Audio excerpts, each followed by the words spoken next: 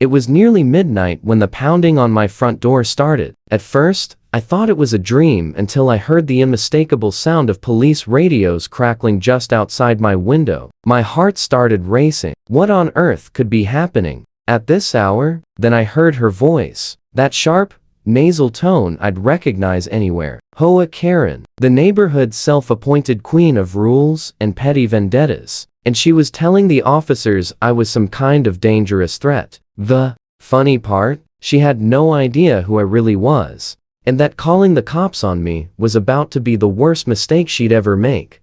I'd been living in this neighborhood for just under a year, and I'd tried to keep things quiet. I minded my own business, paid my dues, and kept my property in perfect shape, if only so I wouldn't give the HOA any reason to start trouble. But Karen, oh, Karen didn't need a reason. She thrived on control, nitpicking neighbors for things as small as leaving a trash can out 10 minutes too long.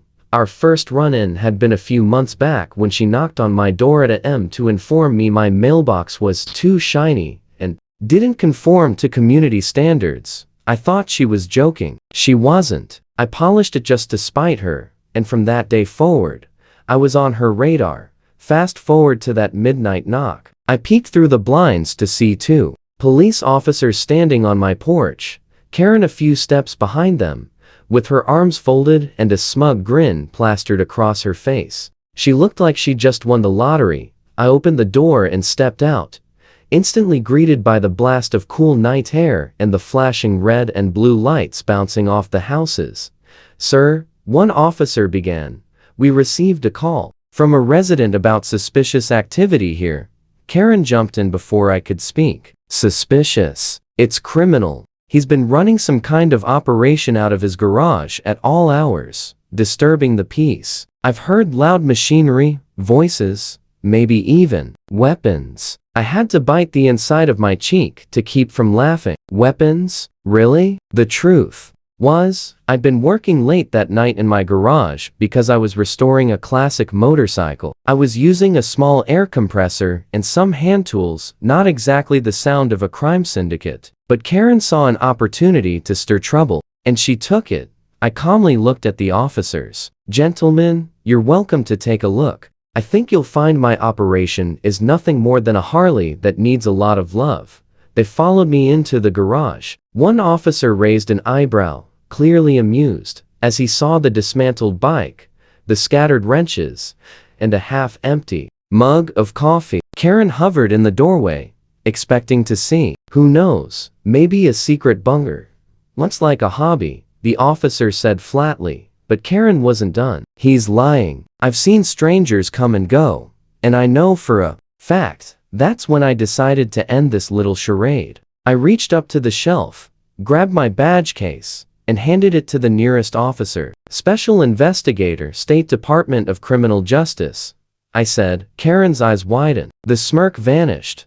Both officers exchanged quick glances. Their demeanor shifted immediately. One of them even looked like he was suppressing a grin. "Everything all right here, sir?" The second officer asked. "Oh, just fine. But I'll be filing a formal harassment report with the HOA tomorrow." This isn't the first time she's tried to cause trouble. Karen tried to backpedal. "I was just trying to keep the neighborhood safe." I stepped closer. "Karen, the next time you knock on my door in the middle of the night with a false report, you might just find yourself the one in cuffs." The officers left without another word, and Karen slunk back to her house, avoiding eye contact. But I knew this wasn't over. People like her never quit.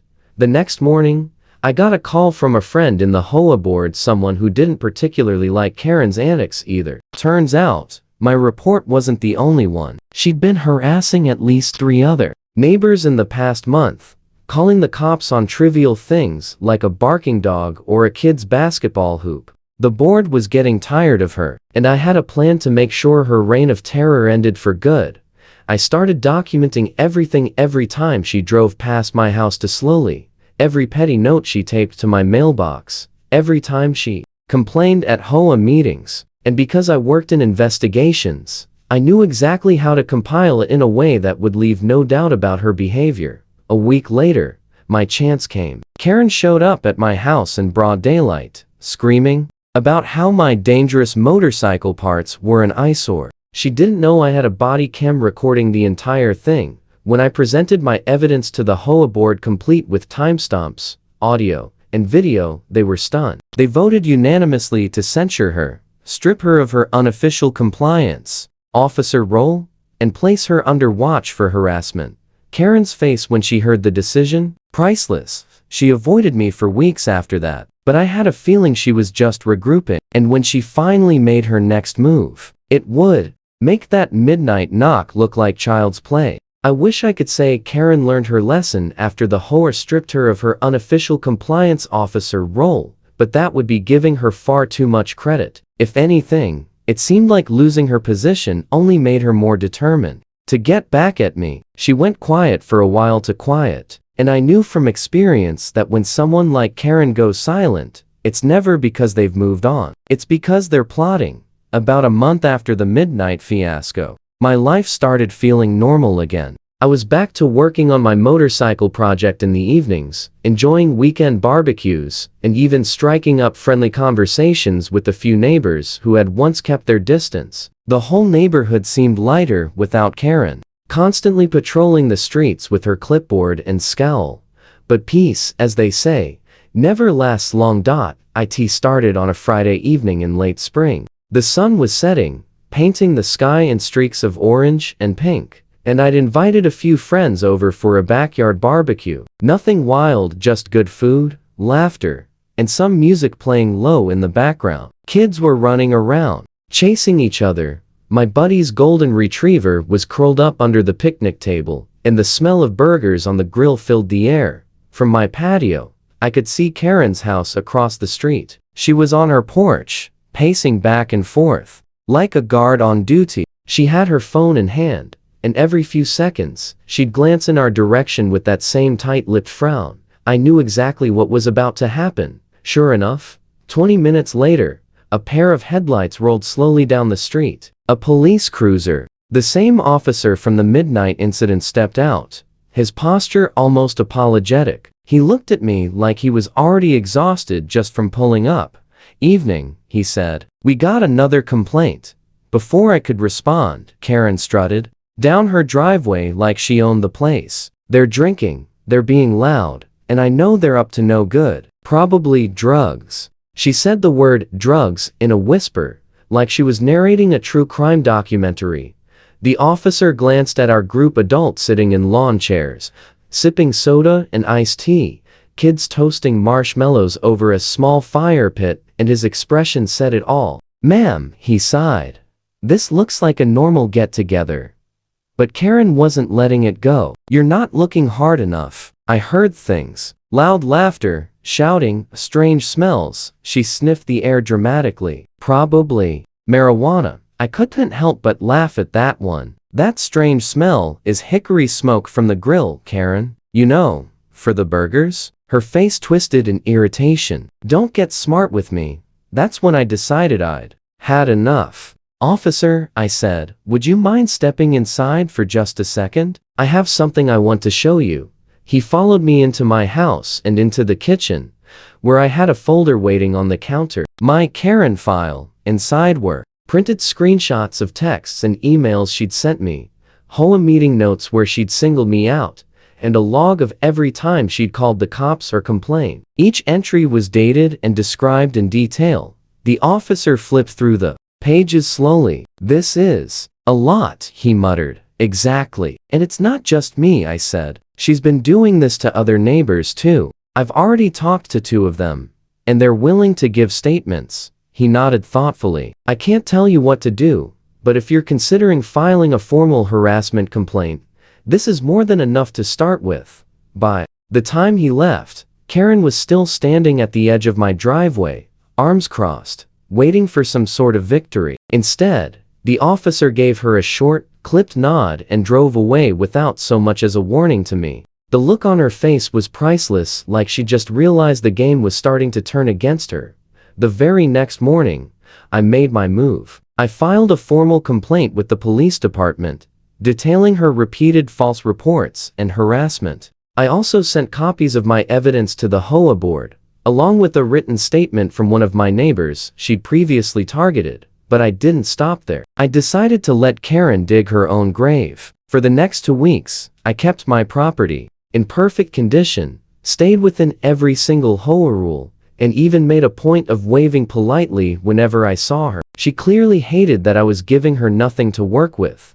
Finally, her frustration boiled over. One Saturday afternoon, I was washing my car in the driveway when she stormed over, red-faced and shaking. "You think you're clever, don't you?" she snapped. "I know you're trying to make me look bad."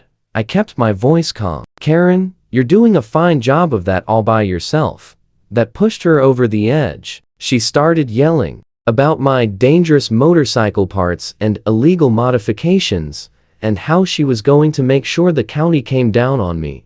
What she didn't know was that my small body camera was clipped discreetly to my shirt, recording every word. By Monday morning, that footage along with all my other documentation was in the hands of both the HOA board and the local police. This time, the response was swift. 2 detectives showed up at her house later that week. She must have thought they were there to support her complaints, but from the way her face fell when they handed her a formal harassment warning, I could tell she'd been caught completely off guard. The warning stated that any further false reports could result in criminal charges, and that wasn't an empty threat. Filing false police reports is a misdemeanor in our state, one that can carry fines or even jail time. Word spread quickly. Neighbors who had once avoided getting involved suddenly started sharing their own Karen horror stories. She'd called animal control on one family because their cat sat in a window too close to the sidewalk. She tried to fine another neighbor for leaving Christmas lights up in January. She even once reported a teenager for skateboarding in his own driveway. The HOA board called a special meeting to address the mounting complaints. I didn't even have to say much by the time my turn came to speak. The room was already buzzing with frustration. When the vote came, the board not only censured her, but also voted to restrict her from filing any further complaints without evidence. Karen's reign was officially over. For the next several months, she was almost invisible. No more pacing her porch. No more slow drives past my house. No more PM knocks on my door. It was like the air in the neighborhood was lighter, as if everyone could finally breathe again. Then one day, I noticed a "for sale" sign in her front yard. She never said a word to me, but I heard from another neighbor that she was fed up with the declining standards of the community code for "nobody listens to me anymore."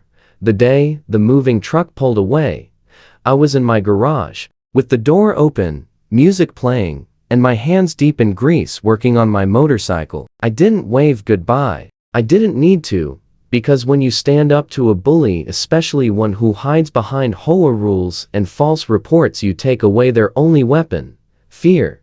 Karen had picked the wrong person to mess with, and now, she was just another bad memory in a neighborhood finally free of her shadow.